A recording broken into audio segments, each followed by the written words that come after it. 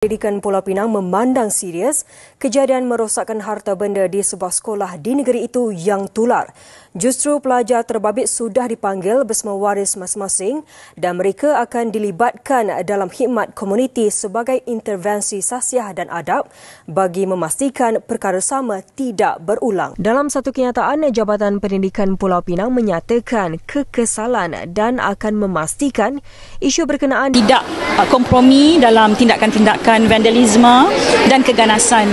Beliau yang juga ahli Parlimen Nibong Tebal berharap tindakan vandalisme ini tidak terus menjadi budaya dan trend dalam kalangan pelajar agar kawasan sekolah tidak dicemari insiden sedemikian. Inilah isu-isu vandalisme sekolah yang tular sehingga menjadi tumpuan lapisan masyarakat. Isu ini bukanlah suatu isu yang boleh dipandang remeh. Hal ini kerana kelakuan yang menyalahi norma ini akan menjejaskan keharmonian dan kesejahteraan negara.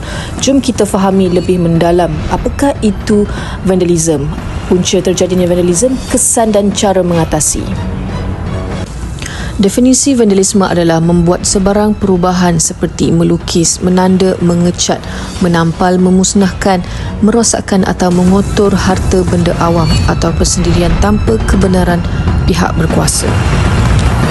Dari segi konteks sekolah pula, vandalisme merupakan laku musnah yang berupa pelanggaran disiplin yang mana termasuklah merosakkan harta benda sekolah, menconteng meja, memecahkan cermin tingkap, menendang pintu tandas, mematah-matahkan pokok, bermain dengan alatan pemadam api, mengotor kawasan sekolah, menconteng dinding bilik darjah, merosakkan harta benda guru dan guru besar dan mengguris kenderaan guru.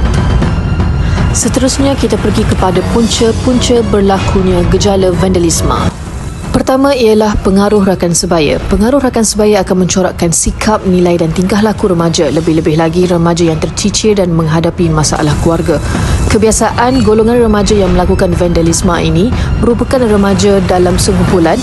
Mereka tidak mempunyai tujuan dan apabila berkumpul timbullah pelbagai idea termasuklah menconteng harta benda awam dan merosakkannya. Kedua ialah pengaruh ibu bapa. Ibu bapa juga boleh menjadi pendorong remaja untuk melakukan vandalisme. Contohnya ketika memandu, ibu bapa membuang sampah di samping tidak menghiraukan papan tanda had kelajuan.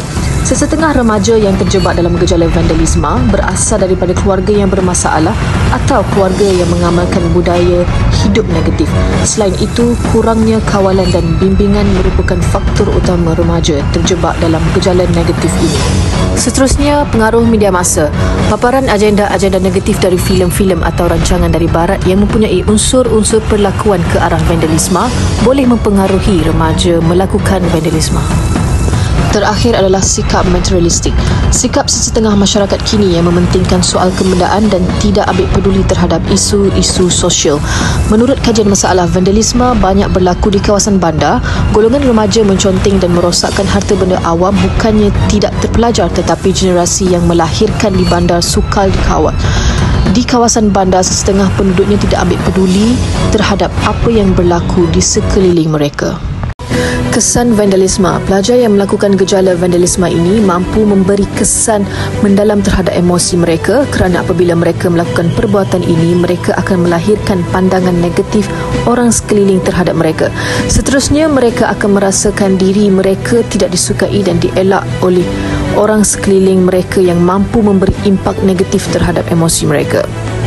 Justru itu, vandalisme juga akan memberi imej buruk kepada negara. Jika pelancong asing mendapati kemudahan awam banyak yang rosak, maka mereka akan memandang negatif terhadap sikap rakyat Malaysia. Pelancong asing juga mungkin akan bercerita tentang kejadian ini kepada keluarga dan sahabat mereka apabila mereka pulang ke negara asal. Akhir sekali, langkah mengatasi gejala vandalisme ini ialah semua pihak terutama pihak sekolah perlu berganding bahu dan mengerah keringat serta bersama-sama melangkah seredap untuk memerangi gejala vandalisme ini. Gejala ini jika dibiarkan mampu menjadi virus yang akan mencipta jenayah yang lebih besar. Pihak sekolah terpaksa menanggung kerugian dan akan menyusahkan lagi pelbagai pihak.